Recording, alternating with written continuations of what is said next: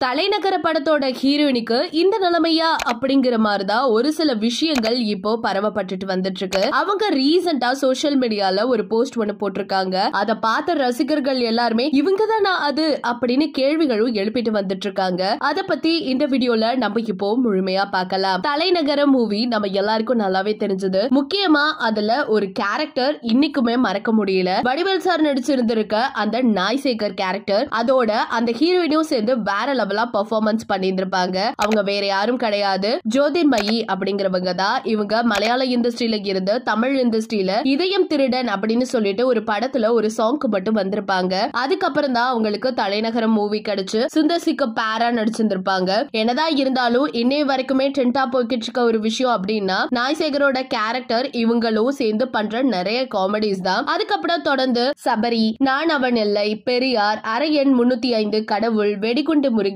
இப்படின்னு நிறைய படங்கள் நடிச்சாங்க. விஜயகாந்தோட அவங்க நடிச்சதுதான் சபரி படம். இது எல்லாமே ஓரளவு நல்ல ஹிட் தான் ஆயிருந்துச்சு. இப்ப ரீசெண்டா 40 வயசு ஆயிடுச்சு அவங்களுக்கு. அவங்களோட தலைமுடிகள்லாம் நரைச்சு போய் தலையில முடியும் இல்லாத மாதிரியும் நிறைய இன்ஸ்டாகிராம்ல அவங்க போஸ்ட் பண்ணிட்டு வராங்க.